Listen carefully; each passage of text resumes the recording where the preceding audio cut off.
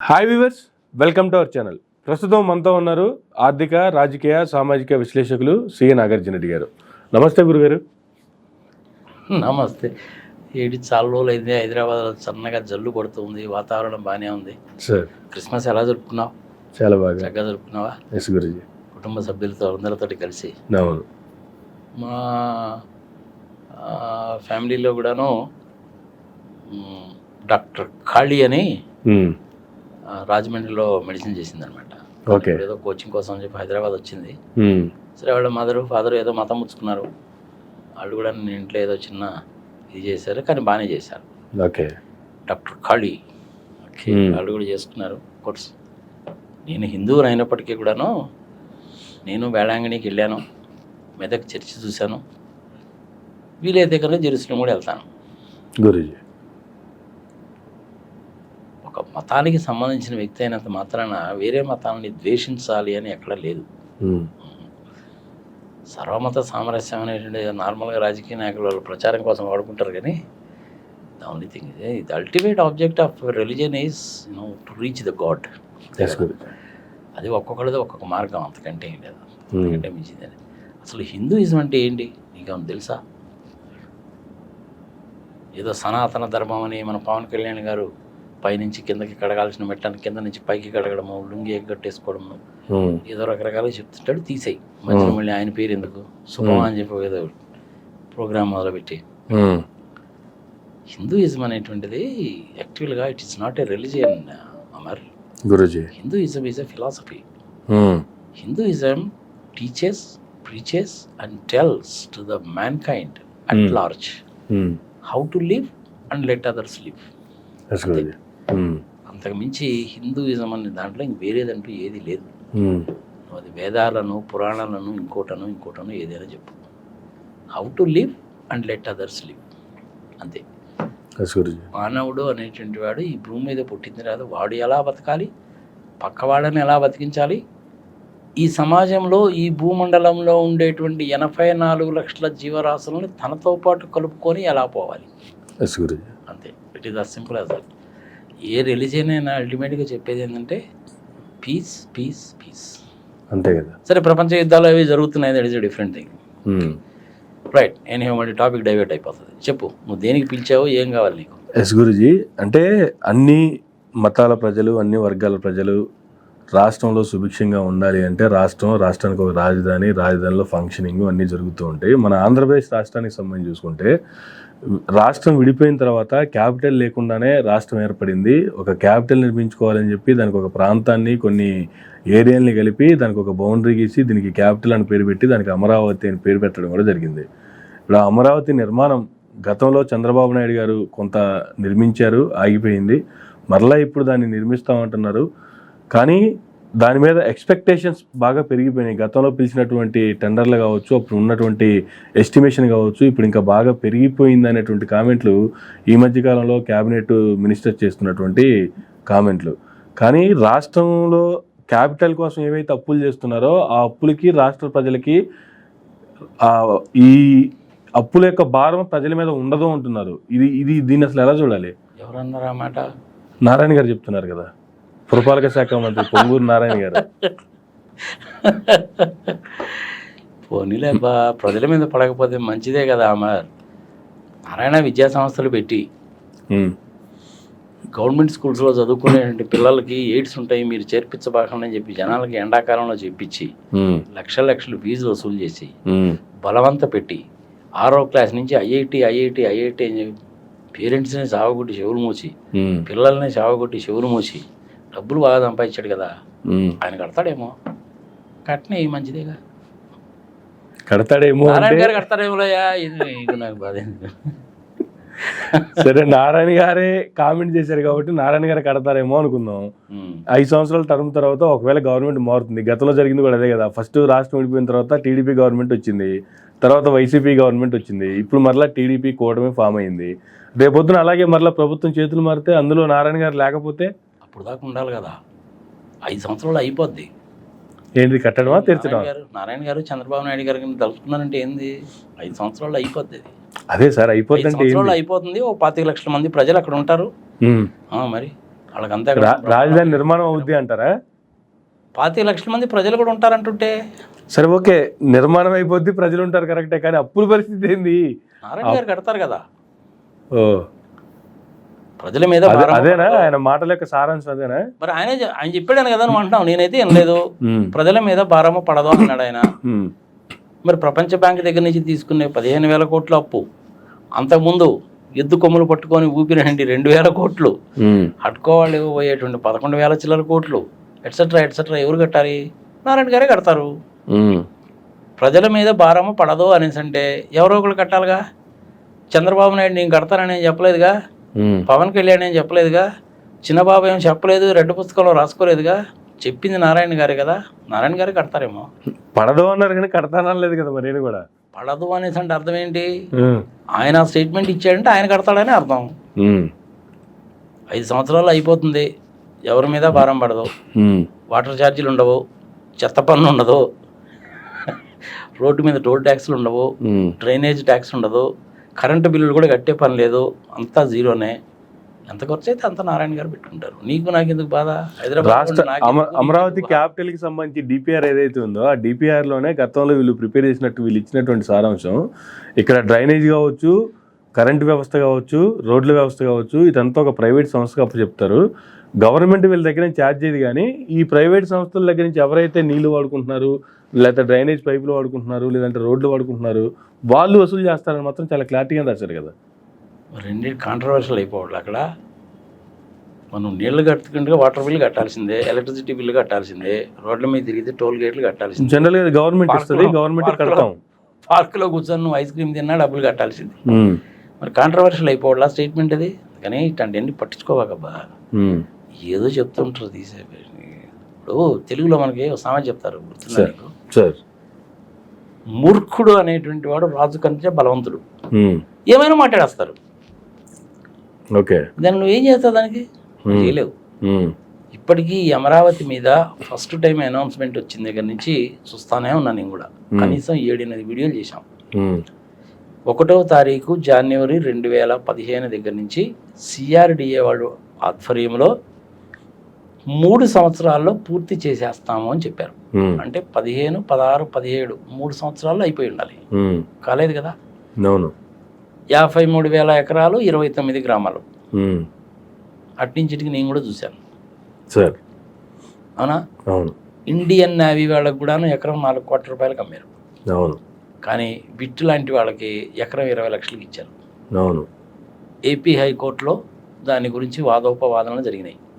308 పేజీల రిపోర్ట్ ఇచ్చారు. వాళ్ళు ఏం చెప్పారు? 6 నెలల్లో అన్ని పనులు అయిపోవాలి, రోడ్లు వేసేయాలి, డ్రైనేజ్ వేసేయాలి, అండర్ గ్రౌండ్ కేబులింగ్ వేసేయాలి, ఆఫీసర్స్కి సంబంధించిన క్వార్టర్స్ కట్టేయాలి, ఒక 10 లక్షల మంది జనాభా వచ్చేయాలి అని చెప్పారు వాళ్ళు. రైతులకు ఇవ్వాల్సిన ప్లాట్లు కూడాను ఐడెంటిఫై చేసి ఇచ్చేయండి అని చెప్పారు. డీటెయిల్గా రిపోర్ట్ కూడా ఉంది. మొత్తం 308 పేజీలు చదివాను నేను. దాని మీద ఒక వీడియో చేశాము, ఆ లింక్ కూడా పెట్టు. దాని తర్వాత స్టేట్ గవర్నమెంట్ వాళ్ళు సుప్రీంకోర్టుకి వెళ్ళారు. సుప్రీంకోర్టు వాళ్ళు ఏం చేశారు? పళ్ళు రాలగొట్టేశారు. ఎలాగా? 6 నెలల్లో పూర్తి చేయాలని చెప్పడానికి మీరెవరు, నేనెవరండి? మనం ఏమన్నా ఇంజనీర్లమే, ఆర్కిటెక్ట్లమే? తెలిపోయింది. కానీ అక్కడే వారం ఏపీఐ కట్టు లేదంటే ఏదో జడ్జిమెంట్ ఇవ్వాలి కాబట్టి ఇచ్చేశారు. ఎందుకు వచ్చిన బాధరాబో మాకు అని చెప్పి ఇచ్చి పారేశారు. సుప్రీంకోర్టుకి వెళ్ళారు. సుప్రీంకోర్టు వాళ్ళు ఆ విధంగా అన్నారు.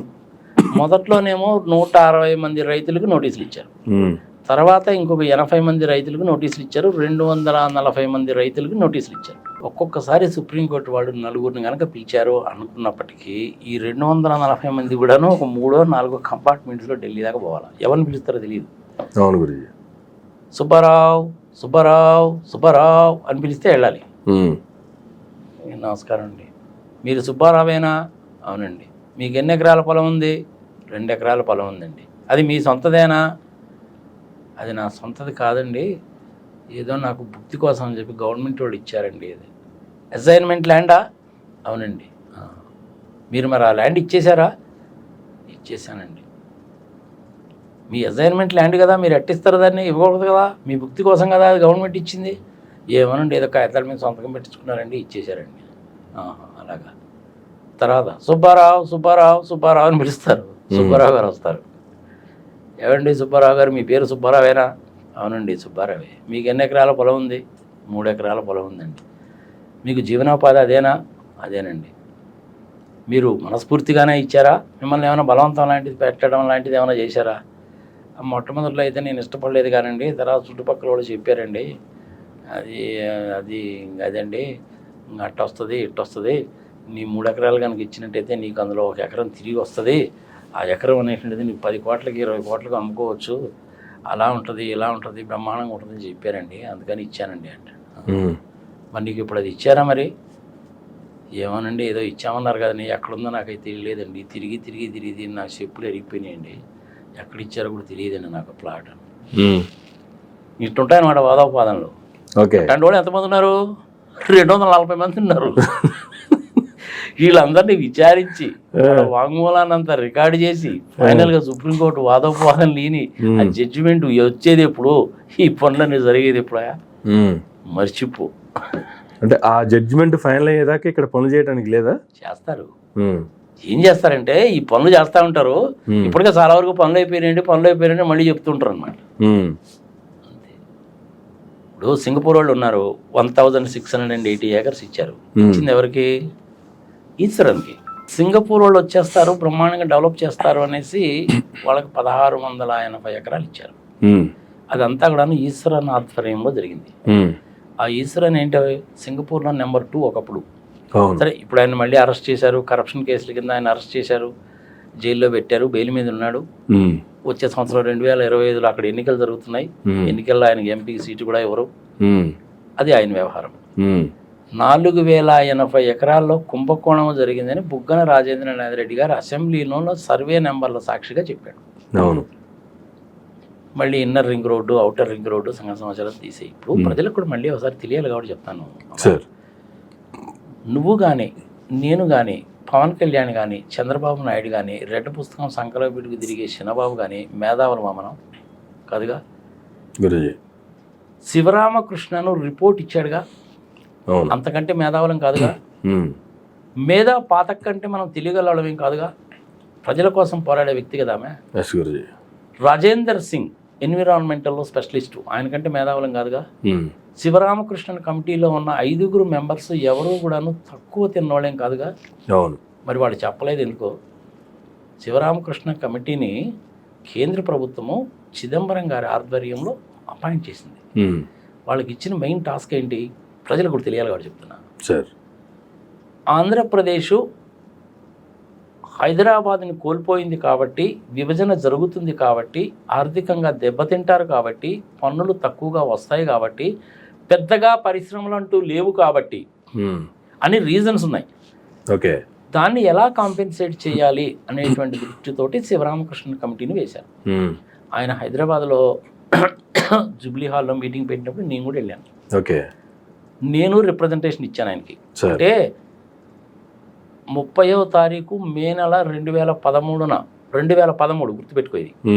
ఎల్కే అద్వానీ గారిని కలిసినప్పుడు మీ ఇద్దరు కుమ్మక్కయ్యి మీ ఇద్దరు కలిసి రాష్ట్రాన్ని అయితే విభజించడానికి డిసైడ్ చేసేసుకున్నారండి. మీకు ఇష్టంగానే ఉంది. మీరు 1996లో చెప్పారు 1 ఓటు 2 రాష్ట్రాలని, దానికి కట్టుబడి ఉన్నారు.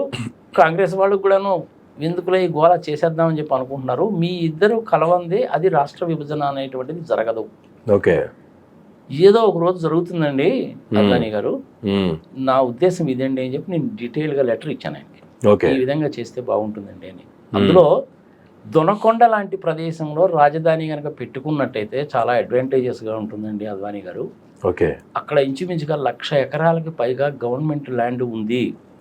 అది వ్యవసాయానికి పనికిరాదు, మైనింగ్కి పనికిరాదు, అటవీ భూమి కాదు, దేవాదాయ ధర్మాదాయ భూమి కూడా కాదు. అదైతే సూటబుల్ ప్లేస్గా ఉంటుంది. అక్కడికి వాటర్ ప్రాబ్లం కూడా లేదు. అది ఒంగోలు జిల్లాలోకి వస్తుంది. రాయలసీమలో ఉండేటువంటి కడప, కర్నూలు, అనంతపురం జిల్లాలకి, ఇటు గుంటూరు జిల్లాకు కూడా మధ్యలోకి వస్తుంది. నాగార్జున సాగర్ కెనాల్ పక్క నుంచి పోతుంది కాబట్టి నీళ్లు తీసుకోవచ్చు. ఆల్రెడీ రైల్వే లైన్ కూడా ఉంది, దాన్ని డబుల్ చేసి ఎలక్ట్రిఫికేషన్ చేయొచ్చు. గవర్నమెంట్ ల్యాండ్ చాలా ఉంది కాబట్టి పరిశ్రమలు కూడా చాలా పెట్టచ్చు. ఎప్పుడో బ్రిటిషర్స్ ఎయిర్పోర్ట్ కూడా కట్టారండి. Okay. Airports authority of India వాళ్ళ కింద 800 ఎకరాలు ఇప్పటికీ ఉంది, వాళ్ళ చేతిలోనే ఉంది అది. అక్కడ ఎయిర్పోర్ట్ కూడా డెవలప్ చేసుకోవచ్చు, ఇది సజెస్టబుల్గా ఉంటుందండి అని చెప్పి నేను ఆయనకి ఇన్ రైటింగ్లోనే ఇచ్చాను. ఎవరు కావాలన్నా సరే పంపిస్తాను. ఓకే. సో విభజన జరగడం గ్యారంటీ అన్న సంగతి 2013లో నాలాంటి వాళ్ళకి కూడా తెలుసు. ఓకే. అందుకనే రాజధాని ఎక్కడ అనేది కూడా చెప్పాను. చిన్న చిన్న రైల్వే మార్గాలు వేయండి, శ్రీకాళహస్తి నడికుడే రైల్వే మార్గం అంటే అది శ్రీరామకృష్ణ గారు ఆయన రిపోర్ట్లో పెట్టాడుగా. ఓకే. రాజధానికి సంబంధించిన విషయంలో ఎక్కడ పెట్టుకోవాలి అనేది చెప్పలేదు. ఆంధ్రప్రదేశ్ సమగ్రంగా అభివృద్ధి చెందాలి అంటే ఏం చేయాలని మాత్రమే చెప్పాడు. ఓకే. అందులో hospitals, schools, bed capacity, teachers, government ఉద్యోగులు, ఉన్నటువంటి నేషనల్ హైవేస్, స్టేట్ హైవేస్, ప్రాజెక్టులు, ఇరిగేటెడ్ ల్యాండ్ అన్ని డీటెయిల్గా ఇచ్చాడు. ఓకే. పీడిఎఫ్ ఫార్మాట్లో ఉంది, ఎవరైనా చూసుకోవచ్చు. అందులో కూడాను అమరావతిలో రాజధాని పెట్టండి అని శ్రీరామకృష్ణ గారు చెప్పాల. ఓకే. కానీ ఇంకొక 3 రోజులకు చనిపోతాడనగా ఆయన పాపం క్యాన్సర్తో బాధపడుతున్నాడు. ఇది ఆయనకి ఎప్పుడు ఇచ్చారంటే నాకు తెలిసినంత వరకు 28th ఫిబ్రవరిని కానీ లేదంటే 28th మార్చి 2014 ఇచ్చి 31వ తారీఖు ఆగస్టు 2014 లోపల డివైడ్ చేయడం గ్యారెంటీ అనే సంగతి తెలిసిపోయింది కదా. ఫిబ్రవరి 18, 20 తారీఖులు తెలిసిపోయింది కదా. 31st ఆగస్టు 2014 లోపల మీరు రిపోర్ట్ సబ్మిట్ చేయండి అని ఇచ్చారు. ఓకే. ఆయన పాపము రాష్ట్రం అంతా తిరిగి ఇన్ఫర్మేషన్ గ్యాదర్ చేస్తే చాలామంది గవర్నమెంట్ ఆఫీసర్లు ఆయనకి హెల్ప్ చేయాలి. ఓకే. అయినప్పటికీ ఇన్ఫర్మేషన్ గ్యాదర్ చేసుకున్నాడు. ఆ టీంలో మంచి మంచి వాళ్ళు ఉన్నారు. రవి అని వాళ్ళందరూ పెద్ద ఎక్స్పర్ట్స్. వాళ్ళు పట్టణాలు నిర్మించడంలో, పబ్లిక్ పాలసీలో, గవర్నమెంట్ పాలసీలో, సోషియో ఎకానమిక్ పాలసీస్లో, టాక్సేషన్లో ఎక్స్పర్ట్స్ వాళ్ళు. ఓకే. వాళ్ళతో కంపేర్ చేసుకుంటే నువ్వు నేను నథింగ్ అబ్బా. సరే ఇక నువ్వు పవన్ కళ్యాణ్ నేను ఈ చిన్నబాబు అంటే తీసేయి. మన ఈ ఆయన పేరు ఏంది ఏదో చెప్పావు చూడు, నారాయణ వాళ్ళందరినీ తీసేయి. వాళ్ళతో కంపేర్ చేసుకుంటే మనము నథింగ్. ఇలాంటి సందర్భంలో ఇంకొక 3 రోజుల్లో చనిపోతాడనగా శివరామకృష్ణన్ గారు హిందూ పేపర్కి ఒక ఇంటర్వ్యూ ఇచ్చాడు. ఓకే. ఆ ఇంటర్వ్యూలో ఆయన ఏం చెప్పాడంటే, చంద్రబాబు నాయుడు గారు నేను మీ ఫ్యాన్ని, ఒకప్పుడు మీ అడ్మినిస్ట్రేషన్ చూసి నేను మిమ్మల్ని చాలా అభిమానించాను, కానీ అమరావతిని మీరు చూస్ చేసుకోవడం అనేటువంటిది మటుకు మీ కొంప ముంచుతుంది అన్నటువంటి పదజాలంతో చెప్పాడు ఆయన. ఓకే. ఇది మటుకు మీకు మంచిది కాదు, సహేతుకమైనటువంటిది కాదు, ఇది కరెక్ట్ కాదు అని చెప్పాడు. ఆయనకంటే మనం ఏమైనా తెలియగలమా? రిపోర్ట్ ఇచ్చిన ఆయన చెప్పాడు. అలాంటప్పుడు అమరావతిని మళ్ళీ టేకప్ చేయడం అవసరమా? కామన్ సెన్స్ ఆలోచిద్దాం మనం. కొన్ని వీడియోలు చూసాను నేను. అమరావతిని గురించి కనుక మాట్లాడితే చంద్రబాబు నాయుడే చెప్పాడు, వరదలు రాలేదు, అమరావతి మునగలేదు, మునిగినటువంటి వాడిని అక్కడే చేసి ముంచేస్తాను, చంపేస్తానని చెప్పి ఆయనే చెప్పాడు. ముఖ్యమంత్రి స్థాయిలో ఉండేవాళ్ళు ఎవరన్నా ఆ విధంగా మాట్లాడతారయ్యా?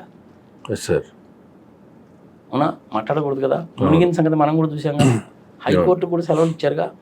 అది దేని మూలకంగా? కృష్ణానదిలో 11 లక్షల క్యూసెక్స్ వచ్చి అటుపక్క బుడమేరు నుంచి వచ్చి ఇటు పక్క నుంచి వేరే వాగు నుంచి వచ్చి వాటర్ పోలేకపోతే అక్కడ విలేజెస్ అన్ని చాలా మునిగిపోయినాయి. అమరావతి కూడా మునిగిపోయింది.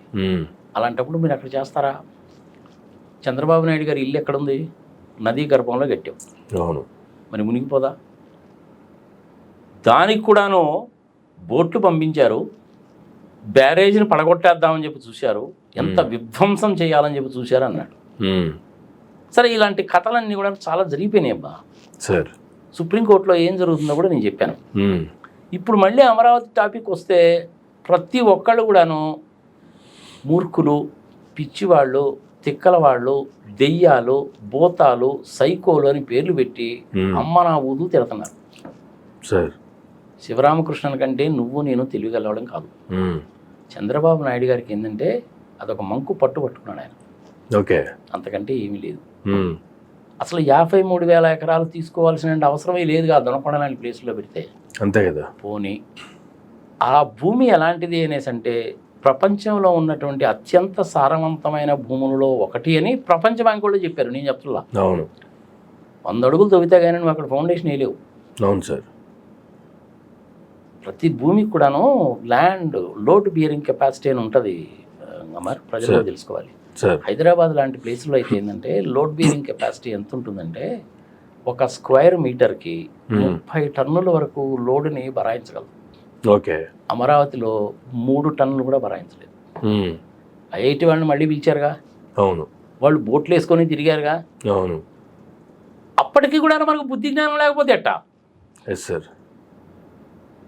ప్రపంచ బ్యాంకు డబ్బులు ఇస్తారు అని చెప్పి అంటున్నారు మీరు. నిర్మలా సీతారామన్ ఏం చెప్పింది? కేంద్ర ప్రభుత్వం నుంచి మేము ఇస్తామని చెప్పలా. అవును. కేంద్ర ప్రభుత్వం బడ్జెట్లో కూడా పెట్టలా. అవును. మొన్న చంద్రబాబు నాయుడు గారు ప్రవేశపెట్టిన బడ్జెట్లో కూడా పెట్టలా. అవును. మరి డబ్బులు ఎక్కడి నుంచి వస్తాయి? 2015, 16, 17 సంవత్సరాల్లోనేమో 1,00,00,000 కోట్లు ఖర్చు అవుతుంది, 2,00,00,000 కోట్ల రూపాయల సంపాదన నాశనం చేశారన్నారు. ఈ 10 సంవత్సరాల తర్వాత అప్పుడే నీకు 1,00,000 కోట్లు అయితే ఇప్పుడు ఎంత కావాలి? డెఫినెట్గా ఎక్కువ అవుతుందా లేదా? అంతే కదా సార్. సంవత్సరానికి 10% ఇన్ఫ్లేషన్ అని చెప్పి అనుకున్నా కానీ ఈ 9 సంవత్సరాల్లో 90% అంటే అప్పుడు 1,00,000 కోట్లు అంటే ఇప్పుడు 2,00,000 కోట్లు అవుతా కదా? అంతేగా. మరి 60,000 కోట్లు అంటారు ఏంది వీళ్ళు? ఎడ తెలిపొద్ది? 15,000 కోట్ల రూపాయలు అనేటువంటిది మీరు అప్పు తీసుకుంటే మేము ఒక మాట చెప్తాము అని నిర్మలా సీతారామన్ చెప్పిందే కానీ ఆమె ఇస్తానని చెప్పిందా? చెప్పలే. మరి వీళ్ళు టీవీలో అంతా కూడా దిక్కుమాల ప్రచారాలు చేస్తారేందా? ఇప్పటికైనా సరే ప్రజలు తెలుసుకోవాలి, కేంద్ర ప్రభుత్వం వాళ్ళు ₹1 ఇవ్వరు. 2,500 కోట్ల రూపాయలు ఇచ్చారు.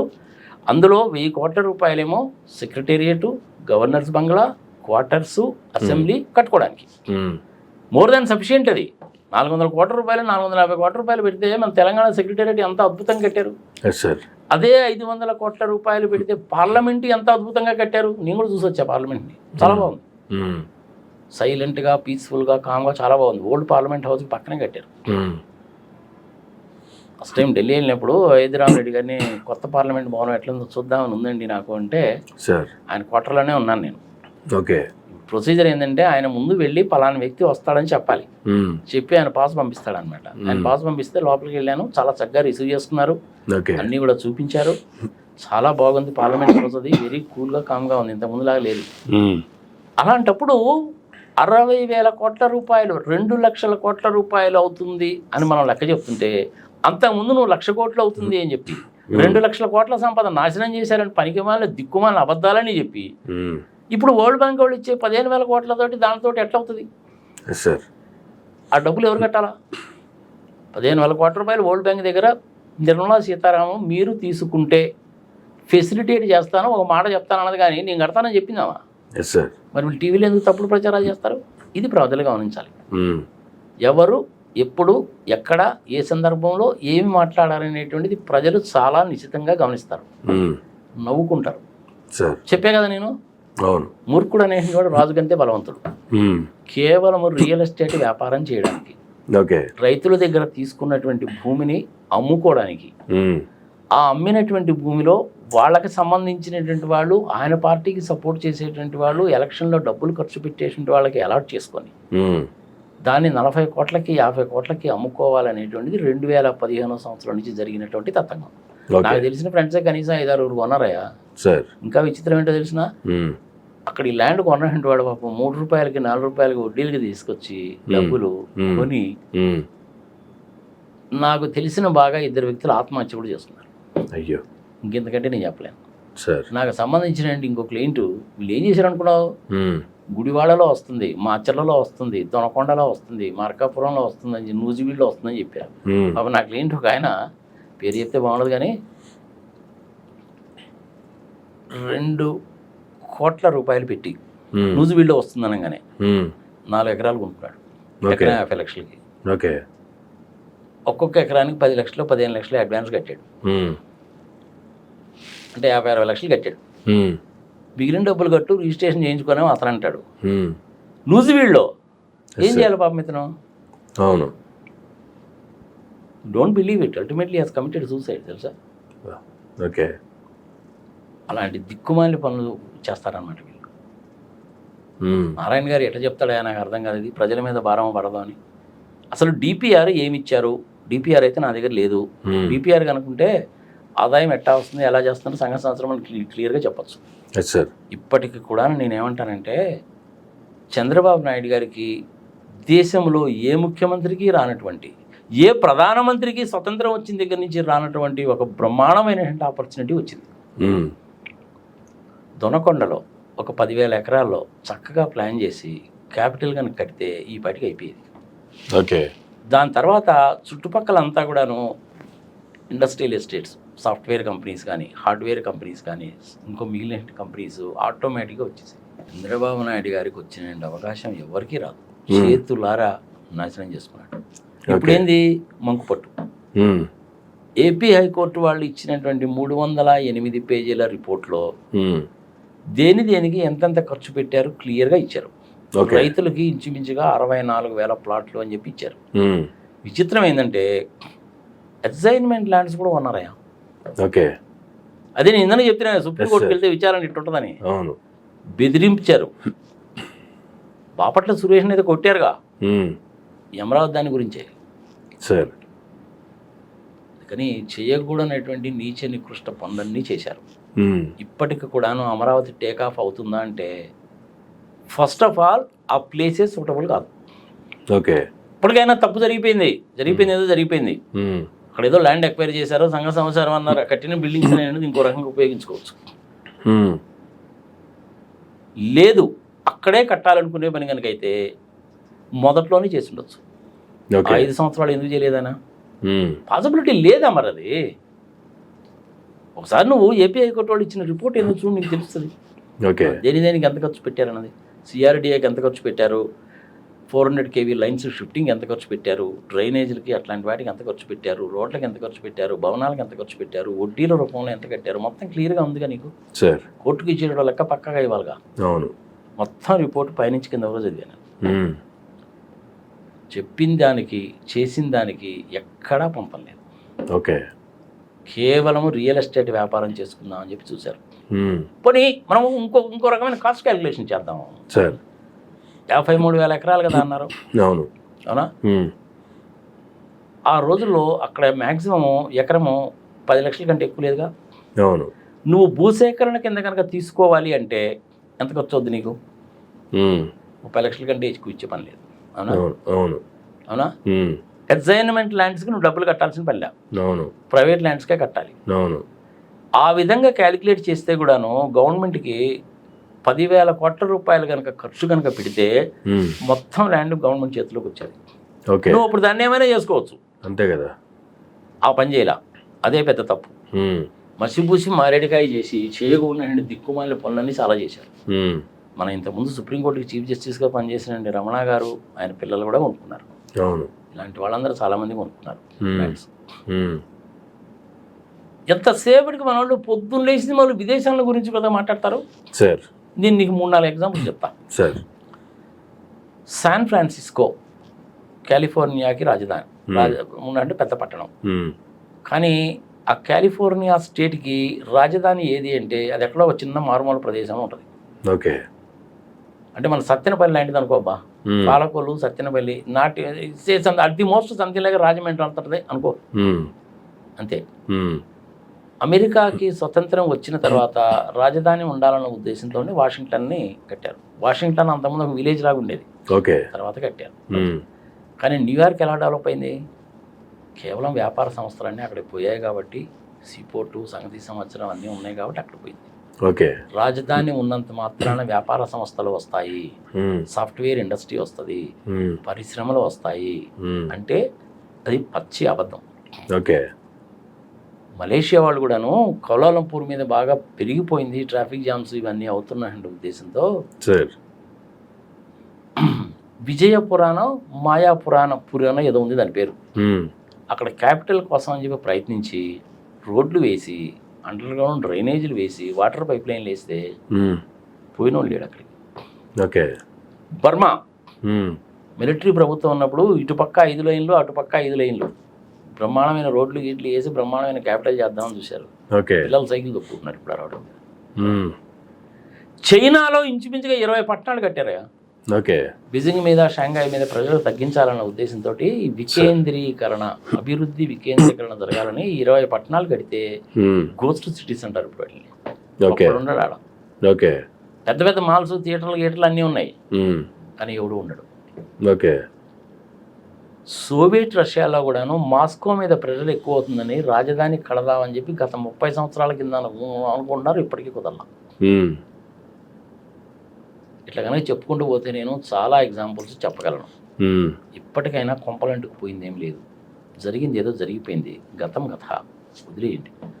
ఒకవేళ నిజంగానే అమరావతిలోనే కట్టాలి అని చెప్పి చంద్రబాబు నాయుడు గారు మంకు పట్టు కనుక పడితే ఇక మనం చేయగలిగిందంటే చెప్పాను కదా నేను, ఫ్యూచర్లో మనం కూడా ఆంధ్రప్రదేశ్లో కూడా ఒక రాజధాని కట్టాలని చూసారు, అక్కడ ఎవరు లేక అది అలాగే ఉండిపోయిందని చెప్పుకోవాల్సిన పరిస్థితి అంటారా? మరి అంతేగా.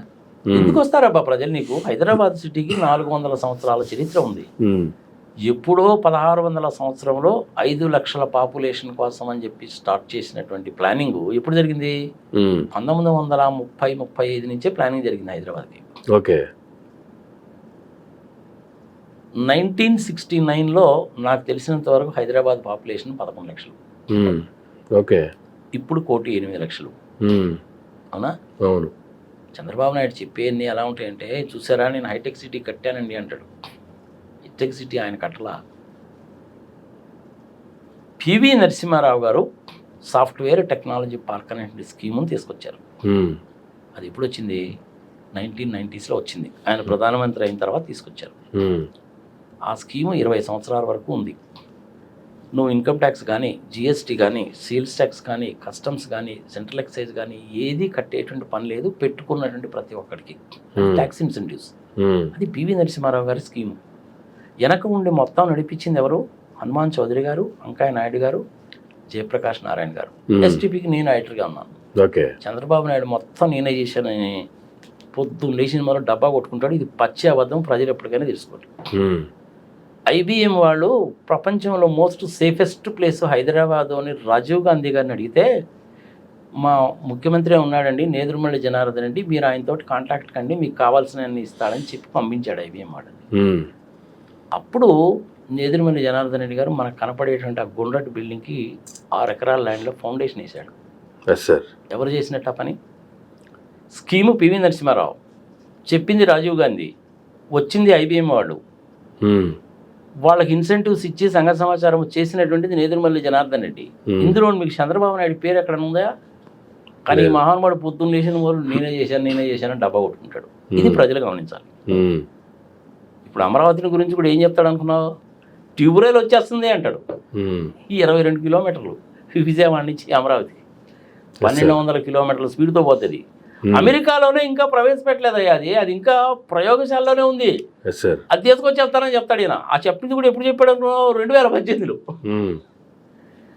అమరావతిలో ఒలింపిక్ గేమ్స్ పెట్టేస్తాను, గెలిచిన వాళ్ళకి నోబెల్ ప్రైజ్ ఇస్తాను అని చెప్తాడు. ఆయన అన్నీ ఇలాంటి పచ్చి అబద్ధాలే చెప్తూ ఉంటాడు. నమ్మబాకండి ఎవరు. అక్కడ ఏదో అంత అవుతుందంట, ఇంత అవుతుందంట, 30 కోట్లు అయిపోద్దంట, 40 కోట్లు అయిపోద్దంట ఎకరం, మనం తొందరగా వెళ్ళిపోవాలి, లేకపోతే మనకు అసలు ల్యాండే దొరకడంట అని ఎవరూ కంగారు పడాల్సిన పని లేదు. నిలుపుగా నిదానంగా ఉండండి. అనవసరంగా 3 రూపాయల వడ్డీలుగా 4 రూపాయల వడ్డీలుగా డబ్బులు తీసుకుని అక్కడ ల్యాండ్ కొనబాకండి. ఆత్మహత్యల దాకా పోతుంది వ్యవహారం. అంత తొందరగా ఏ పట్టణం కూడా నీకు డెవలప్ కాదు.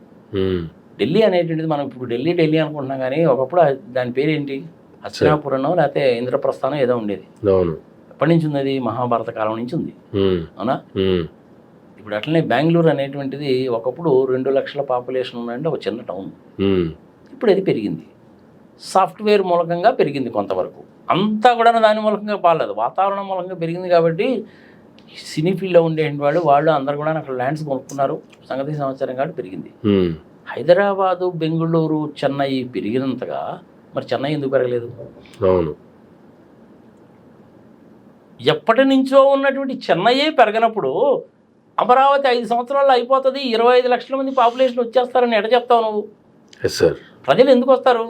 ఏఎస్ ఆఫీసర్గా అక్కడ క్వార్టర్స్ కట్టావు, క్వార్టర్స్ ఉన్నాయి, అక్కడ ఇంట్లో పనిచేసే వాళ్ళు ఎక్కడి నుంచి రావాలా? అంతేగా. విజయవాడ నుంచో, గుంటూరు నుంచో, ఆ చుట్టుపక్కల నుంచో రావాలి. మరి వాళ్ళకి రావాలంటే రావడానికి పోవడానికి ట్రాన్స్పోర్టేషన్ ఉండాలి. నీకు అక్కడ రోడ్లు ఉన్నాయా? కరకట్ట మీద రోడ్డు, అది ఎంత ఉందో మనం చూసాం. సరే, కొత్త రోడ్లు వేస్తారనుకో, బాగానే ఉంది. ఎందుకు వస్తారు వాళ్ళు? నీకు రోజుకి 50 రూపాయలు 60 రూపాయలు ఖర్చు పెట్టుకొని వచ్చిపోవడానికి వాళ్ళకి 1500 అయింది నెలకి. అక్కడ ఉండే ఐఏఎస్ ఆఫీసర్ వాళ్ళకి 5000 రూపాయలు ఇవ్వాల్సి వస్తుంది. అక్కడ ఉండే ఐఏఎస్ ఆఫీసర్స్ ఎంఆర్ వాళ్ళు 5000 రూపాయలు ఇచ్చి పని మనిషిని పెట్టుకుంటారా? ఆయన నుంచి వస్తారు వాళ్ళు? ఎట్ట కుదురుతుంది? పైగా వరల్డ్ బ్యాంక్ ఇచ్చే రిపోర్ట్ ఏందనేది నేను కంప్లీట్గా చూడలేదు. ఈచ్ అండ్ ఎవ్రీ పేజీ కనుక చదివితే ఆదాయం ఎక్కడి నుంచి వస్తుంది, ఖర్చు ఎంత అవుతుంది అనేది మనకి డీటెయిల్గా తెలుస్తుంది. అందులో ఇదేంది? ఫారిన్ కరెన్సీలో తీసుకుంటున్నట్టు లోను 15,000 కోట్లు. ఈ రోజు ఐ థింక్ డాలర్ 85 రూపాయలు 84 రూపాయలు ఉంది. రేపు అది 20 ఏళ్ల లోపల కట్టాలి అనేసి అంటే అప్పటికి డాలర్ రేట్ అనేటువంటిది నీకు 125 రూపాయలు అయింది అనుకో, అంతేగా ఎంత అవుతుంది అప్పుడు నీకు కట్టడానికి? తడిసి మోపిడి అవుద్ది. కట్టాలి రాష్ట్ర ప్రభుత్వమేగా కట్టాలి. ఏఎస్ శర్మ గారు దీని మీద అందుకనే ఒక వీడియో చేసి మన ముఖ్యమంత్రి నారా చంద్రబాబు నాయుడు గారికి ఉత్తరం రాస్తే టీవీలో ఆయన అమరావతులు తిట్టారయ్యా. ఆయన చిన్న మనిషా? ఏ శర్మ చిన్న మనిషి కాదు. అవును. ఏఎస్ శర్మ అనేటువంటి వ్యక్తి ఇండియాలో ఉన్నటువంటి ఒక చట్టాన్నే తీసుకొచ్చాడు ఆయన. ఏందో తెలుసా చట్టం? అది బిఎఫ్ఏఆర్ చట్టం అనేసి అంటారు. అంటే budgetary physical management and budgetary regulation అని ఆ చట్టం అనమాట. అది ఆ చట్టాన్ని ఆయనే తీసుకొచ్చాడు 2001లో. ఆ చట్ట ప్రకారము రాష్ట్ర ప్రభుత్వం కానీ కేంద్ర ప్రభుత్వం కానీ జీడిపిలో 3.5% కంటే అప్పు చేయకూడదు. బడ్జెట్ అంటే ఎలా ఉండాలి, ఏ అంశాలు ఉండాలి, ఎక్కడెక్కడ ఏదైతే పొందుపరచాలి, రెవెన్యూ డెఫిసిట్ అంటే ఏంటి, ఫిజికల్ డెఫిసిట్ అంటే ఏంటి, అప్పులు అనేటువంటి ఎంతవరకు తీసుకోవచ్చు, డీటెయిల్గా ఒక చట్టం. వీళ్ళు ఆ చట్టాన్ని మొత్తాన్ని తమలో దొక్కేస్తారు. కరోనా పీరియడ్లో ఎక్సెప్షన్ ఇచ్చారు, అంతవరకు బాగానే ఉంది. ఎక్కడి నుంచి వస్తుంది చెప్పు నీకు ఆదాయం? నువ్వే అంటున్నావు కదా నారాయణ గారికి పైసలు ప్రజల మీద ₹1 కూడా భారం కూడా పడదని. ఎందుకని మరి నారాయణ గారు కడతారేమో. అది జరిగేటువంటి పని కాదు, మర్చిపో దాని గురించి. మరి అట్లాంటప్పుడు నువ్వు లోన్ ఎట్లా తీరుస్తావు అంటే ల్యాండ్ అమ్మి తీరుస్తామండి అనేసి అంటారు మీరు. అసలు ల్యాండ్ రైతుల దగ్గర నుంచి తీసుకోవడం ఏంది, నువ్వు అమ్ముకోవడం ఏంది? అంతే కదా. నీకు ఎంత కావాలి? నీకు ఒక 276 స్క్వేర్ కిలోమీటర్స్ అంటే అప్రాక్సిమేట్లీ ఒక 53,000. దాన్ని క్యాలిక్యులేట్ చేసుకో నువ్వే. 276 స్క్వేర్ కిలోమీటర్స్ అంటే ఒక్కొక్క స్క్వేర్ కిలోమీటర్కి 247.105 ఏకర్స్ వస్తుంది. ఎన్ని ఎకరాలు వస్తుందో చూసుకో. అదే 53,000 ఎకరాలు.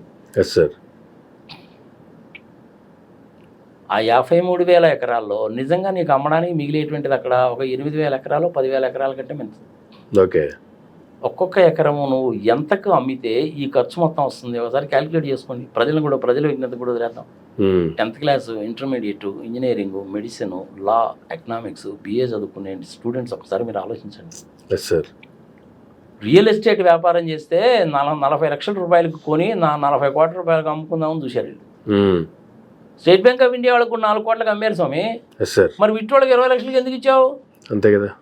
5 స్టార్ హోటల్స్ వాళ్ళకి ఒక్కొక్కరికి 5 ఎకరాలు 10 ఎకరాలు కూడా ఇచ్చారు. అక్కడ 5 స్టార్ హోటల్స్ పెట్టాలి అనేసి అంటే నీకు మినిమం 60-70% ఆక్యుపెన్సీ ఉండాలిగా. వాళ్ళు ఎందుకుంటారా? ఎంతమంది ఇండస్ట్రియలిస్టులు వచ్చి ఆ హోటల్స్లో ఉంటే హోటల్ వైబిలిటీ ఉంటుంది? ఉండదు. వాడు అక్కడ హోటల్స్ పెట్టడు. పోనీ ఏమన్నా బ్రహ్మాండమైన నారాయణ గారు స్కూల్ వీలు ఏమైనా పెడతారంటే ఆయన పెట్టడు. తిరుమల తిరుపతి దేవస్థానం కూడా 25 ఎకరాలు ఇచ్చి నువ్వు అమ్మితివే. చివరికి దేవుడికి కూడా అమ్మారు కదా స్వామి మీరు. అల్టిమేట్గా 8,000 నుంచి ఒక 10,000 ఎకరాల కంటే మిగలదు నీకు. ఒక్కొక్క ఎకరం అనేటువంటిది 8,000 ఎకరాలని 10 కోట్ల రూపాయలకు కనుక అమ్మితే నీకు 80 కోట్లు. అంతేనా? 40 కోట్ల రూపాయలకు కనుక వెళ్తే 3 లక్షల కోట్ల 300 కోట్ల చిల్లర. అంతకంటే ఏమున్నది క్యాలిక్యులేషన్. అంత రేటు పెట్టి కొనేవాడు రావాలిగా నీకు. ఎంత కూడాను గాయల్లో మేడలు కట్టినట్టే ఉంటుంది. అల్టిమేట్గా అది సక్సెస్ఫుల్ ప్రాజెక్ట్ అయితే మటుకు డెఫినెట్గా కాదు. కానీ మంచి అసెంబ్లీ కట్టి, గవర్నమెంట్ క్వార్టర్స్ కట్టి, గవర్నమెంట్ ఆఫీసర్స్ అక్కడ ఉండి వాళ్ళ ఇళ్ళకి వచ్చి పనిచేసేటువంటి వాళ్ళకు కూడా నువ్వు అక్కడ క్వార్టర్స్ కట్టి, సెక్రటేరియట్ ఎంప్లాయీస్కి క్వార్టర్స్ కట్టి, రవాణా సౌకర్యాన్ని కొంతవరకు కల్పించి, గవర్నర్ బంగళా కూడా అక్కడే కడితే ఇట్ ఈస్ ఓకే. ఎమ్మెల్యేస్ కూడాను 90 days కంటే ఎక్కువ ఉంటారుగా. మరి వాళ్ళకు కూడా క్వార్టర్స్ కట్టాలిగా. ఆల్రెడీ బిల్డింగ్లు కట్టావు, వరద వచ్చింది, మునిగిపోయింది, IIT వాళ్ళని పిలిచారు, వాళ్ళు బోట్లు వేసుకొని తిరిగారు. పర్లేదండి, ఫౌండేషన్లు బాగానే ఉన్నాయండి అని చెప్పారు. అది కొంతవరకు బాగానే ఉంది. కానీ ఎకనామికల్గా, ఫైనాన్షియల్గా, సామాజిక పరంగా అది ఫీజిబిలిటీ ప్రాజెక్ట్ కాదు. భూమి పరంగా కూడా అది ఫీజిబిలిటీ ప్రాజెక్ట్ కాదు. 60-70 అడుగులు తవ్వాలి. చంద్రబాబు నాయుడు చెప్పిన మల్టీ స్టోరీడ్ బిల్డింగ్స్ దుబాయ్లో బుర్జ్ ఖలీఫా లాంటివి కనుక కట్టాలంటే నువ్వు 100 అడుగులు తవ్వాలి.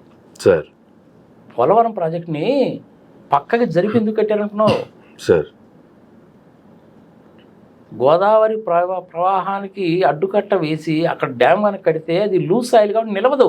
అందుకని ఎక్కడైతే కొండ ఉంటుందో ఆ ప్రవాహాన్ని పక్కకి జరిపి కొండ ఉన్న దగ్గర చూసి కట్టారు. Yes sir. అది కూడా డయాఫ్రామ్ వాల్ సంకరం అయిపోయిందిగా, ఏం చేసింది దిక్కుమాలి పని మూలకంగా. అవును. వెనక ముందు కాఫర్ డ్యామ్ కట్టకుండా కట్టి వదిలేసేసరికి హెవీగా ఫ్లడ్ వచ్చి డయాఫ్రామ్ వాల్ సంకరం అయిపోయిందిగా. అవును. 54,000 మంది నిర్వాసితులు అని చెప్పి మొదట్లో చెప్పి దాన్ని 1,08,000 నిర్వాసితులను చేసి ఎవరికైతే నిర్వాసిత వృత్తి అందాలో వాళ్ళకి ఎవరికి ఇవ్వకుండా కొత్తగా యాడ్ చేసిన వాళ్ళందరికీ ఇచ్చి దాన్ని నాశనం చేసావు. ఈ అమరావతి అంతే. ఇట్లా చెప్పుకుంటూ పోతే మనం ఎన్ని గంటలైనా చెప్పచ్చు. ఫైనల్గా ఏంటంటే సార్, ఇప్పటికైనా కొంపల నుంచి పోయింది లేదబ్బా, జరిగింది ఏదో జరిగిపోయింది, వదిలే. అక్కడ ఏదో బిల్డింగ్స్ కట్టారు, ఇంకో రకంగా ఉపయోగించుకోవచ్చు. అగ్రికల్చర్ యూనివర్సిటీకి ఇవ్వడమో ఇంకో దానికో ఇవ్వచ్చు. మిగిలిన భూమి అంతా రైతులకు ఇచ్చేయచ్చు. లేదంటే ఇండస్ట్రీస్ పెట్టుకోండి రా బాబు అని చెప్పచ్చు. అవును. ఆ పనైనా చేయొచ్చు. లేదు ఒక 5,000 ఎకరాలు మాత్రమే ఎన్మార్క్ చేసి అంతవరకు నువ్వు రాజధాని వరకు కట్టచ్చు. చంద్రబాబు నాయుడుకి ఏంటంటే ఎప్పుడు కూడాను పెద్దది, లావుది, బరువుది, బాగా హైట్ ఉండేది బ్రాండెడ్ ఐటమ్ కావాలా. ఎట్ట కుదురుతుంది చెప్పు నీకు అది. ఒక పక్కేమో రాష్ట్రం అప్పులేంటివి, కొన్ని అప్పుడైనా కరెక్ట్ ఫిగర్ చెప్పావంటే ఎలక్షన్ ముందేమో 14 లక్షల కోట్లేంటివి, అసెంబ్లీలోనేమో 6,46,000 కోట్లు అని చెప్పి మీ ఫైనాన్స్ మినిస్టర్ చేత చెప్పిస్తేవి, గవర్నర్ చేతగా కూడా అబద్ధం ఆడిస్తేవి. Land titling act Jaganmohan Reddy మీ భూమిలోని తీసేసుకుంటున్నాడు, ఆయన భార్య పేరు మీద రాసేసుకున్నాడు ఏంటివి. ఇప్పుడేమో ల్యాండ్ టైటిలింగ్ యాక్ట్ చచ్చినట్టు చేయాల్సి వచ్చాడు. 18 సంవత్సరాల వయసు దాటినటువంటి ప్రతి ఒక్కొక్కరికి నెలకు 1,500 అంటివి. చేసింది లేదు, చచ్చింది లేదు. అమ్మఒడి కింద ఇచ్చింది లేదు, చచ్చింది లేదు. రైతులకు 20,000 గంగలో గెలిచిపోయింది. 3 సిలిండర్లు ఇటు పోయినాయి తెలియవు. వీటన్నిటిని గురించి జనాలు అడుగుతారేమోనని చెప్పి మధ్యలో ఇంకేదో టాపిక్ తీసుకొస్తారన్నమాట. జమిలీ ఎలక్షన్స్ అంటారు. అయ్యా బాబు, జమిలీ ఎలక్షన్ నీకు నాకు సంబంధం లేదులే, సెంట్రల్ గవర్నమెంట్ అంటే ఏం కారణం దొరుకుతుందని ఎదుగుతారు. కోతికి కొబ్బరికాయ దొరికినప్పుడు అమరావతి దొరికింది. విజయవాడలో వరదల గురించి జనాలు అడుగుతారేమన్న ఉద్దేశంతో ఇంకొక టాపిక్ తీసుకొస్తారు. ఇప్పుడు అమరావతిని గురించి మళ్ళీ మొదలు పెట్టారు. ఈ అమరావతిని గురించి మళ్ళీ జనాలందరూ గట్టిగా అడుగుతారేమో అని చెప్పి అదుగొదుగు చూసేవా బాబా, అల్లు అర్జున్ అరెస్ట్ చేశారంట, అసలు పరువు తీశారంట, మళ్ళీ దాన్ని తీసుకెళ్ళి లింక్ పెడతారు. అడిగిన దానికి సమాధానము చెప్పకుండా, క్లారిటీ ఇవ్వకుండా ఎంతసేపటికి ఇలాంటి పనికి మాలిన పనులు చేస్తూ ఉంటారు. ఓకే. దీని మూలకంగా ఆంధ్రప్రదేశ్ ప్రజల యొక్క బొత్తు బస్టాండ్ అయిపోతుంది. చేయాల్సిన పనులేంటి? కేంద్ర ప్రభుత్వం దగ్గర నుంచి నిధులు ఎలా తేవాలి, ఏ స్కీమ్స్ కింద నిధులు వస్తాయో చూడు. చక్కగా స్కూల్స్ పెట్టు, కాలేజెస్ పెట్టు, యూనివర్సిటీస్ పెట్టు, నైపుణ్య విద్యను అందించు. వాడి కాళ్ళ మీద వాడు బతుకుతాడు. నువ్వేం చేయాల్సిన పనిలా. విద్యావంతమైన జాతి, ఆరోగ్యవంతమైన జాతిని కనుక తయారు చేస్తే చాలు. తాగునీరు కనుక ఇస్తే ఎవరికి వాటర్ బాటిల్స్లో వాటర్ కొనుక్కునే పని ఉండదు. ఓకే. రైతుకి కనుక పోలవరము, నాగార్జున సాగరు, పులివెంద ఇట్లాంటి ప్రాజెక్టులు కనుక ఒక 3-4 కనుక కడితే ఈ రాజధాని కట్టడానికి బదులు ఆ ఉత్తరాంధ్రలో ఉండే కొన్ని ప్రాజెక్టులను, రాయలసీమలో కొన్ని ప్రాజెక్టులు కనుక కడితే ఎవడి పని వాడు చేసుకుంటూ పోతాడు. నువ్వు రాజధాని ఎక్కడ పెట్టుకుంటే ఏంటి? నువ్వు రాజధాని అమరావతిలో పెడితే ఎక్కడో వైజాగ్ దగ్గర, విజయనగరం దగ్గర చేపలు పట్టుకునేవాడు నీ రాజధానికి వస్తాడా? అనంతపూర్లో పాన్ షాపులను మసాలా బండి వేసుకునేవాడు అమరావతి రోజు ఎందుకు వస్తాడు? అంతేగా. అరే కొత్తగా సెక్రటేరియట్ హైదరాబాద్లో కడితే నేనంతవరకు సెక్రటేరియట్ లోపలికి వెళ్ళలేదు స్వామి, ఫర్ ఇన్ఫర్మేషన్. ప్రతి ఒక్కడికి రోజు సెక్రటేరియట్తో ఏం పని ఉంటుందా? ఏమి పని ఉండదు. కానీ వీళ్ళు ఏం చెప్తారంటే కొన్ని వేల మంది వచ్చేస్తారు, లక్షల మంది సెక్రటేరియట్కి వచ్చేస్తారు, రాజధానికి వచ్చేస్తారంటారు. రారు. ఒకసారి కామన్ సెన్స్ ఆలోచించు స్వామి. నీకంటే నాకంటే తెలియగలవాళ్ళే కావాడు. లేదా పాతకరి అని తెలివి తక్కువదా? శివరామకృష్ణ తెలివి తక్కువడా? శివరామకృష్ణ కమిటీలో ఉన్న రవి ఏమన్నా తెలివి తక్కువడా? కనీసం వాళ్ళ మాట వినండి. నీ మాట నా మాట వినాల్సిన పని లేదు, వాళ్ళ మాట విను. ఎందుకు అనవసరం ఈ పనికి మాలిన పనులన్నీ? ఇప్పటికైనా సరే చెప్తున్నాను, నేను కనుకైతే Donakonda is the right place. Chandrababu Naidu గారు ఆ పని చేయండి. జరిగింది ఏదో జరిగిపోయింది. ఆ పొలాలు ఏదో రైతులకు ఇచ్చేయండి. ఆ ప్లాట్లు ఇట్లన్నారు, మసిపూసి మరడికాయ చేయడం తప్ప ఏమీ లేదు. అంతా కూడా పనికి మాలిన పని. మంచి అవకాశం వచ్చింది, నాశనం చేసుకున్నారు మీరు చేతులరా. ఇప్పుడు మళ్ళీ ఈ పని చేస్తున్నారు, మళ్ళీ ఇంకోసారి నాశనం చేస్తున్నారు. ఇప్పటికైనా కొంపలు అందుకుపోయింది. నేను దొనకొండ దగ్గర ఒక 10 ఎకరాల ల్యాండ్, 10,000 ఎకరాల ల్యాండ్, గవర్నమెంట్ ల్యాండ్ అది. అమరావతిలో లాగా లూజ్ సాయిల్ కాదు అది. అక్కడ పెట్టండి, బ్రహ్మాండంగా ఉంటుంది. ఒక 10-15 సంవత్సరాలు బ్రహ్మాండంగా డెవలప్ అవుద్ది. ఒంగోలు జిల్లా వెనుకబడిన ప్రాంతమేగా. కర్నూలు, కడప 2 దానికి పక్కనే ఉంటాయిగా. మార్కాపురం లాంటివి కూడా వెనకబడ్డ ప్రాంతాలేగా. అవి కూడా కాస్త కూస్త అభివృద్ధి చెందుతాయిగా. రాజధాని అంటే ఎంతో కొంతమంది ప్రజలు వస్తారు, దేనికోసం దానికోసం వస్తుంటారు. అది ఒక రోజుకు 10 లక్షల మంది వస్తారు, ఒక రోజుకు 1,00,000 మంది వస్తారని చెప్పి వీళ్ళు చెప్తారు. అదేమన్నా తిరుమల తిరుపతి దేవస్థానమా, వేటికన్ సిటీనా, రోజుకి 1,00,000 మంది వచ్చి దర్శనం చేసుకోవడానికి? అన్నీ ఇలాంటి పచ్చబద్దాలు చెప్తారు స్వామి. ఇంకెంతకంటే ఏం చెప్పంటావు నన్ను? మళ్ళీ ఇప్పుడు మొదలు పెడతాడు ఆయన, ఒలింపిక్ గేమ్స్ పెట్టేస్తాను, గెలిచిన వాళ్ళకి నోబెల్ ప్రైజ్ ఇస్తానంటాడు. మరీ జనాల చెవులు క్యాలిఫ్లవర్ పెడతా. సరే నీకై నువ్వే చెప్తున్నావు కదా. ఆయన అయితే మటుకు ప్రజల మీద ఏమీ భారం పడదు అనేటువంటిది పచ్చి అబద్ధము. ఇప్పటికీ కూడా కొంపలంటుకు పోయిందంటూ లేదు. అమరావతి ఎటువంటి పరిస్థితుల్లోనూ సూటబుల్ ప్లేస్ కాదు. ఎప్పుడు హెవీగా వరదలు వస్తాయో మనకు తెలియదు. రైతుల ల్యాండ్ రైతులకు ఇచ్చేయండి. రేపు సుప్రీంకోర్టు జడ్జిమెంట్ ఏమొస్తుందో మనకు తెలియదు. వాళ్ళు ఆల్రెడీ పళ్ళు రాలగొట్టారు. నువ్వు నేను ఇంజనీర్స్ మా ఆర్కిటెక్ట్ మా మనమే కూడా చెప్పడానికి ఇంకేం కావాలి అంతకంటే. ఇప్పటికైనా బుద్ధి రావద్దు. ఒకసారి మద్రాసు రాష్ట్రం నుంచి విడిపోయినప్పుడు పిచ్చోళం అయిపోయాం. మళ్ళీ ఇప్పుడు తెలంగాణ ఆంధ్రప్రదేశ్ విడిపోయినప్పుడు మళ్ళీ ఇంకోసారి పిచ్చోళ్ళు అయిపోతున్నారు. ఎంతకాలం బతుకుతారా మీరు? వలస జీవులు అయిపోయారా? ఆంధ్రప్రదేశ్లో ఉండే వాళ్ళందరూ వలస జీవులు అయిపోయారు అనమాట. చెంబు తెప్పేళ, బిందె, పోషణము, గుడారము, పైన మంచం, పండుకునే మంచం నెత్తి మీద పెట్టుకొని పోతా ఉండాలన్నమాట. ఇంక బతికినంతకాలం ఇదే పైన ఒక స్థిరత్వం ఉండటం ఉండదా? చక్కటి నిర్ణయం ఉండటం ఉండదా? ఎందుకు ఈ పని? ఇప్పుడు ఆల్రెడీ ఉంది, అక్కడ అసెంబ్లీ జరుగుతూనే ఉంది, సెక్రటేరియట్ ఉండనియండి. మిగిలిన పనులు ఏదో చేయండి. విశాఖపట్నంలో జరుగుతున్న స్టీల్ ప్లాంట్ని సేవ్ చేయడానికి ప్రయత్నించండి. పరిశ్రమల కోసం అని చెప్పి ప్రయత్నించండి. 974 కిలోమీటర్ల తీర ప్రాంతం ఉంది. ఒక 4-5 సీపోర్ట్లు అనేటువంటి ఆయన మొదలుపెట్టాడు జగన్మోహన్ రెడ్డి. వాటిని పూర్తి చేయండి. డీసెంట్రలైజేషన్ చేయండి. పరిశ్రమల కోసం అని చెప్పి ఇన్సెంటివ్స్ ఇవ్వండి. మంచి ఇండస్ట్రియల్ పాలసీ తీసుకురండి. ఆంధ్రప్రదేశ్లో వచ్చి ఎవరైనా ఇండస్ట్రీ కనుక పెట్టుకుంటే, దొనకొండ లాంటి ప్లేసెస్లో కానీ, మార్కాపురంలో కానీ, ఈ వెనుకబడిన ప్రాంతాల్లో పెట్టుకుంటే మీరు కట్టాల్సిన ఇన్కమ్ ట్యాక్స్లో 5 సంవత్సరాల పాటు నేను 50% కడతాను. జిఎస్టీ కూడా రీయింబర్స్ చేస్తాను. ఎకరం మీకు 10,000 రూపాయలకి ఇస్తాను. రిజిస్ట్రేషన్ ఛార్జెస్ కూడా లేవు. మంచి ఇండస్ట్రియల్ పాలసీ తీసుకురండి. డీసెంట్రలైజ్ చేయండి. అంతేగా. అలాంటి పనులు చేయాలి. కానీ ఏదో నేను పట్టుకున్న కుందేలకు 3 కాళ్ళు అన్నట్టు ఎంతసేపటికి అమరావతి అమరావతి అమరావతి అమరావతి అంటారు. అమరావతి కాదయా బాబు, భ్రమరావతి అని చెప్పి ఆల్రెడీ చెప్పారు. మళ్ళీ అమరావతి అమరావతి అమరావతి. సూటబుల్ ప్లేస్ కాదు అమరావతి. నేను ఎల్కే అద్వానీ గారికి ఇచ్చిన లెటర్లో కూడా నేను రాసింది అదే. నేను అందుకనే మొదటి నుంచి ఏంటంటే Amaravati is not a suitable place అని ఎందుకు చెప్తున్నాను అనేసి అంటే, ఇంతమంది చెప్పిన తర్వాత వీళ్ళు చెప్పిన దాంట్లో వాస్తవం ఎంత ఉంది? ప్రపంచవ్యాప్తంగా రాజధానులు అనేటువంటిది, నగరాలు అనేటువంటిది ఎలా అభివృద్ధి చెందాయి, ఏ ప్రాంతం ఎలా అభివృద్ధి చెందింది అని ఒక 70 సంవత్సరాలు, 80 సంవత్సరాలు, 100 సంవత్సరాలు ఆ ప్రాంతానికి సంబంధించిన హిస్టరీ అంతా చదివిన తర్వాత ఒక నిర్దిష్టమైన నిర్ణయానికి వచ్చి 2014 దగ్గర నుంచి కూడా నేను ఇదే చెప్తున్నా. ఒక వీడియో చేస్తే 18 లక్షల మంది చూశారు ఒక్క వీడియో. ఇంకొక వీడియో చేస్తే 8 లక్షల మంది చూశారు. రాజమౌళి అమరావతి కట్టమంటాడు ఆయన. ఆ వీడియో చేస్తే 4 లక్షల మంది చూశారు. ఇదిగో ఇవన్నీ కాదబ్బా. మూకీ అనేటువంటి వ్యక్తిని పిలిచావు. ఎందుకు తీసేసావో తీసేసావు. ఈ నారాయణ చేసిన పని అది. ఆయన పోయేవాడు ఊరికినే పోకుండా ప్రపంచవ్యాప్తంగా పోయేటువంటి ఆర్కిటెక్ట్స్ అనేటువంటి మ్యాగజైన్లో 3 పేజీలు రాశాడు ఆయన. అమ్మ నా బూతులు తిట్టాడు తెలుసునా?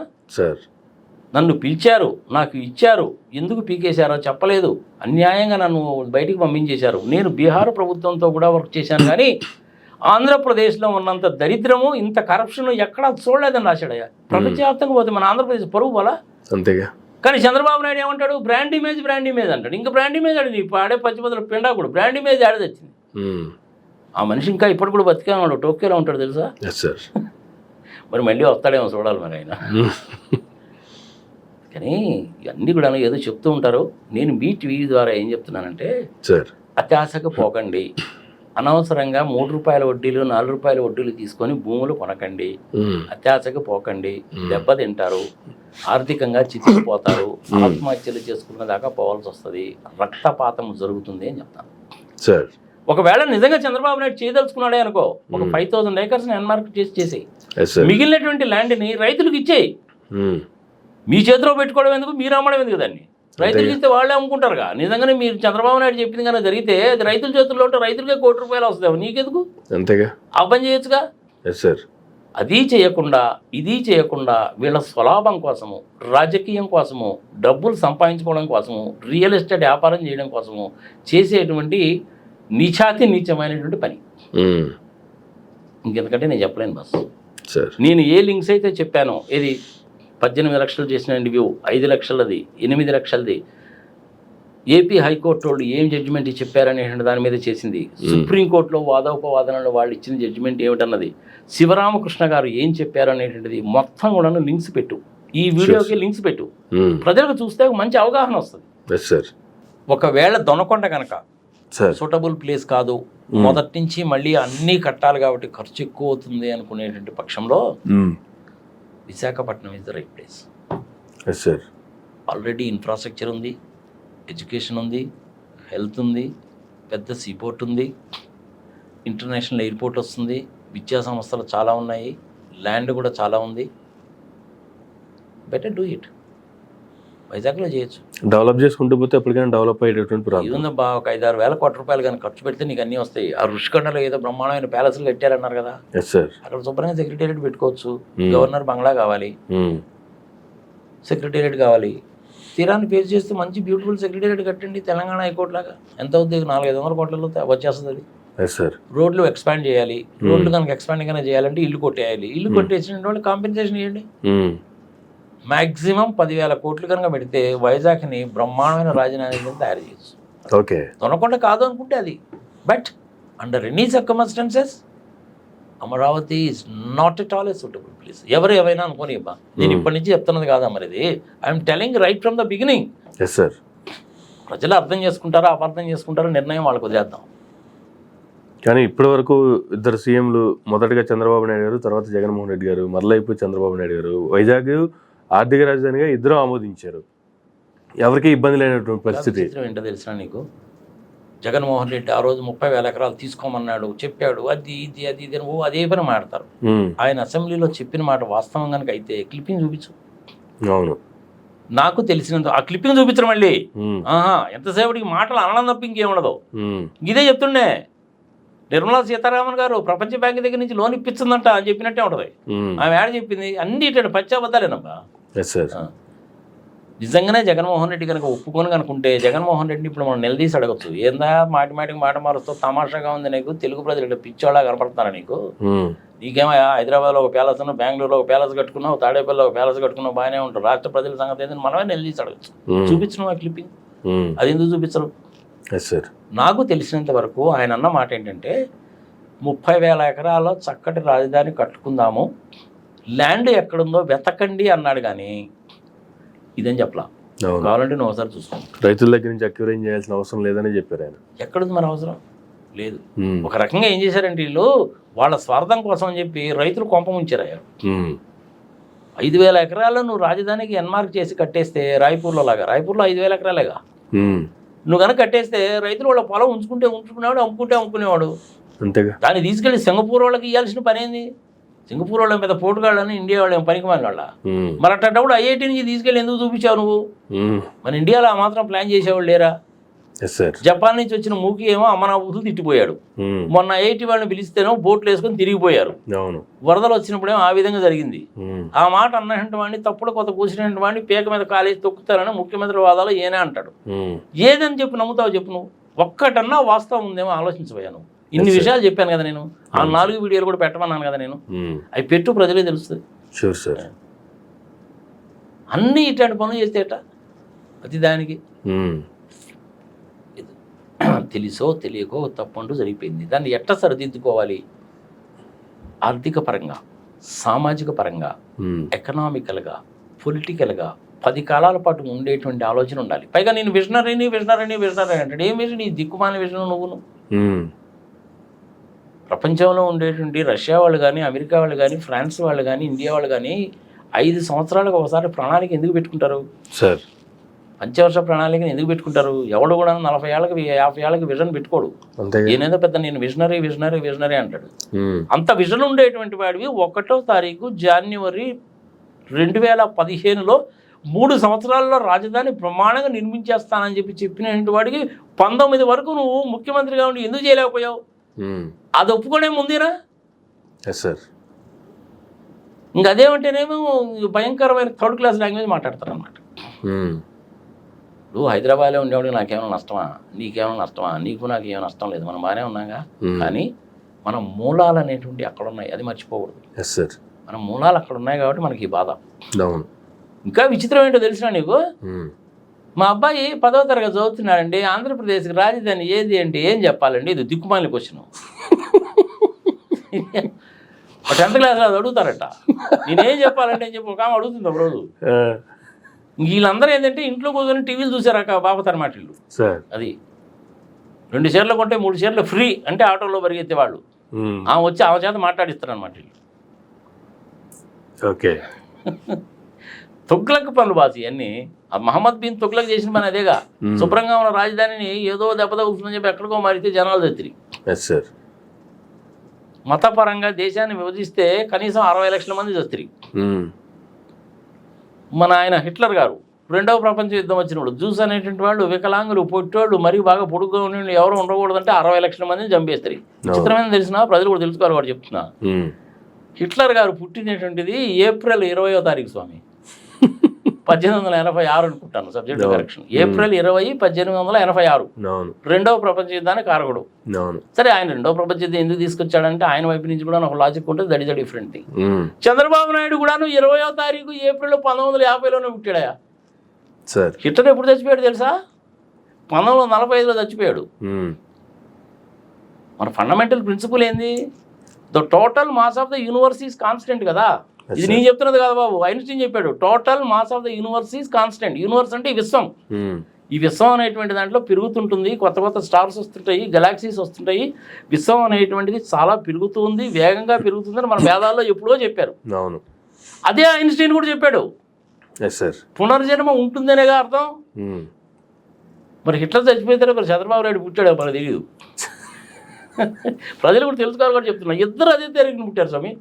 ఏప్రిల్ 20వ తారీఖు ఇద్దరు పుట్టింది. ఇంకా నేను ఇంతకంటే చెప్పలేను బాస్, ఇంక ప్రజలు విజ్ఞతకు వదిలేద్దాం మనం. చాలా నీకు ఇన్ఫర్మేషన్ ఇంకా ఏమైనా కావాలా? Right sir, thank you sir, thank you very much అండి. ఇదండి రాజధాని మీద అప్పులకు సంబంధించి తెచ్చినటువంటి అప్పులు రాష్ట్ర ప్రజల మీద భారం పడనివ్వము అని నారాయణ గారు ఇచ్చినటువంటి స్టేట్మెంట్కి సంబంధించి ప్రముఖ అనలిస్ట్ సిఏ నాగార్జున రెడ్డి గారు ఇచ్చినటువంటి వివరణ ఇది. ఈనాటి మరొక గంటలో మళ్ళీ కలుద్దాం. చూస్తూనే ఉండండి మైరా మీడియా.